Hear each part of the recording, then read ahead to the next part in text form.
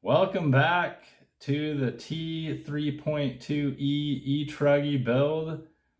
In this episode, I'm going to finish up bag 6. I was planning to do it in one episode, but it took too long.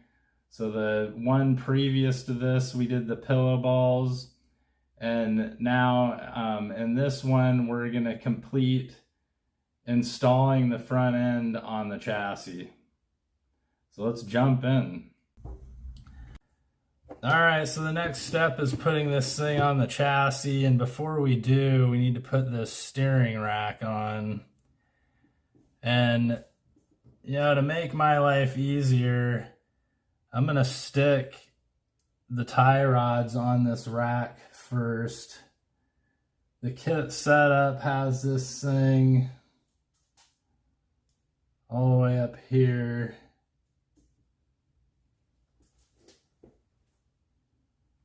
Yep. So it has it up here. It's a little confusing because the manual shows this thing this way, but it's up here. And these go down. They point down.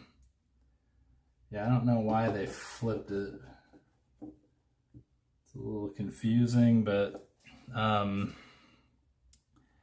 we're going to use these 10 mil long screws, and because we're going into metal, we're going to get some thread lock on these screws.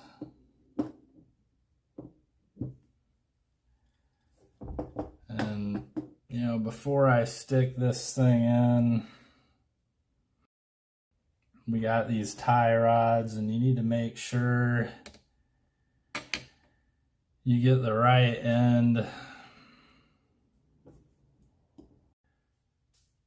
So I like my tie rods when you go back, they tighten. So this ridge here goes to the left and the taper goes to the right. And so we want to make sure that our tie rods are oriented like that. This thing points forward on the car. We make sure we're oriented like that. So then this piece goes in like so. So let's pop that in. All right, you're going to be irritating.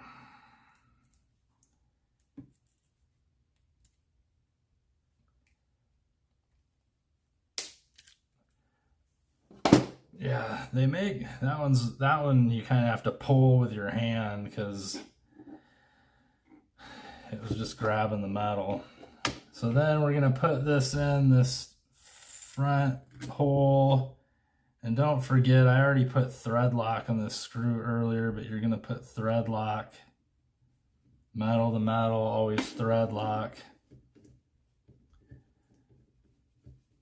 And you can adjust bump steer if you use ball studs in here, but we're going with the kit setup, which is none. And the kit doesn't actually come with ball studs, but you can adjust it. Okay, there's that one. Let's get this one in here.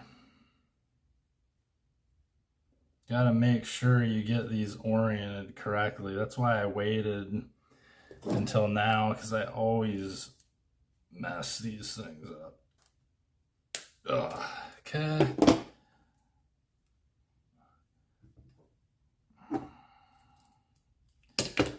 Wouldn't be surprised if I'm making a mistake right now. It's really easy to get turned around. I'm putting this together correctly. All right.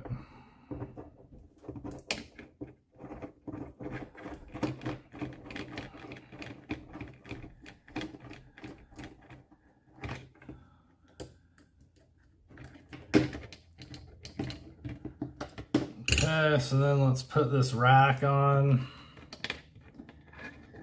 You kind of have to drop these down simultaneously, and there's like a ridge in there, so that you got to kind of work them in.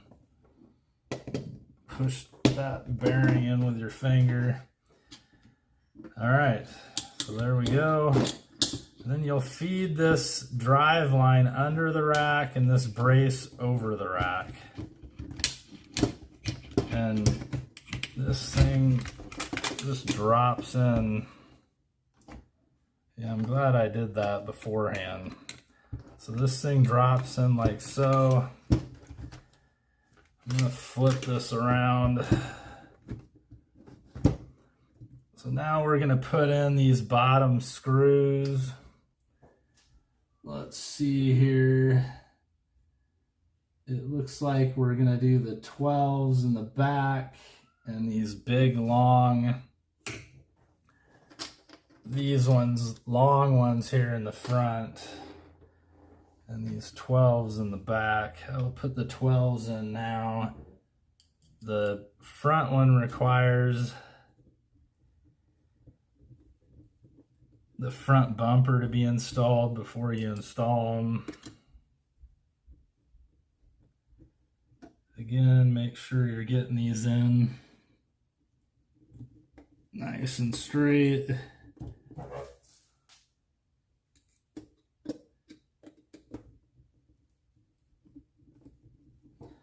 Okay. Do a little manual action here. I'm not going to cinch these all the way down until I get the other two in.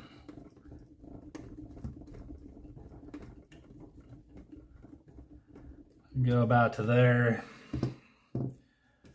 Front bumper. Let's X-Acto knife. Cut that off. So we'll stick that in like that. Then we can drop these screws in. And get the right wrench. Make sure those are going in straight.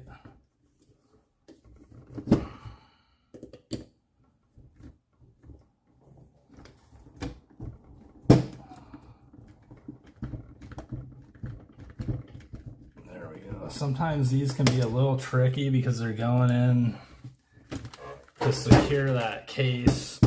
And ideally I'd put this on my lap, but you sometimes have to push that case, there we go, to get these aligned.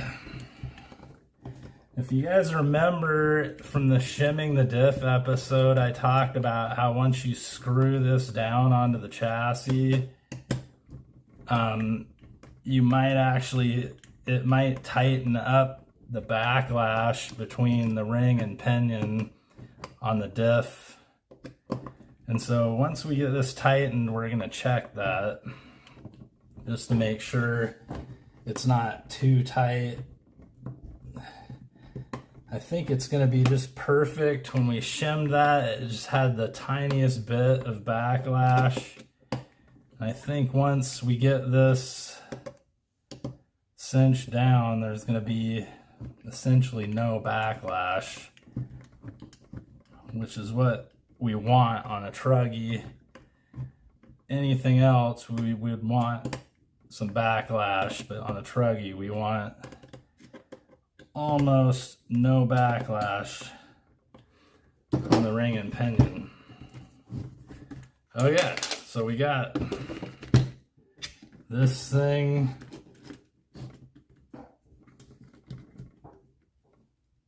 Oh yeah, that feels, that backlash is perfect.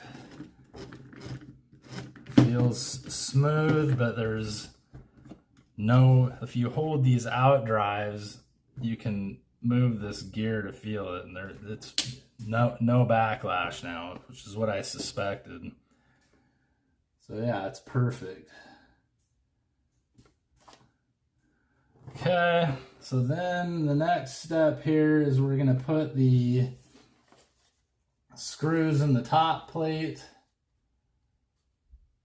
and those are going to be these smaller screws here, which go in here and here, and we're going to get some thread lock on them. And these ones we're going to be a little bit more careful because they're going through a bearing. You don't want this thread lock. I got a lot on there. That was not good. So we're going to wipe quite a bit of that off. So you don't want that thread lock to be causing a problem with the bearing. So like you want to use just a little bit. If you do like I did and put too much on it. So I like to tighten this screw down and then just make sure everything's free, which it is. And so you do one screw at a time when you have moving parts like this. And oh yeah, we did a lot better on the thread lock on that screw. But put the one screw in, tighten it down, and then check to make sure everything's free, which it is. If it wasn't free, you could loosen it up some.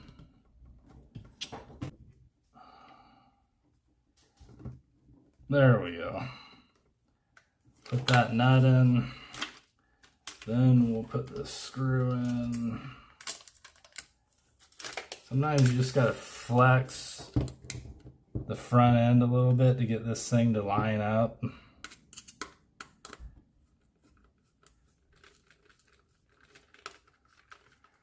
Okay.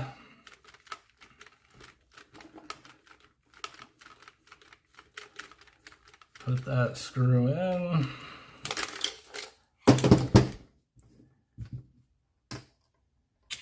And there we go. We have the front end all assembled. The final step for bag 6. We'll stick these on.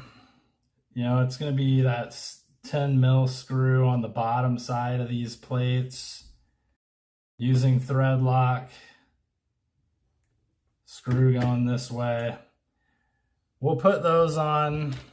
I'm not going to show you guys that. And then the other step they have is they actually put the shocks on, is the final step.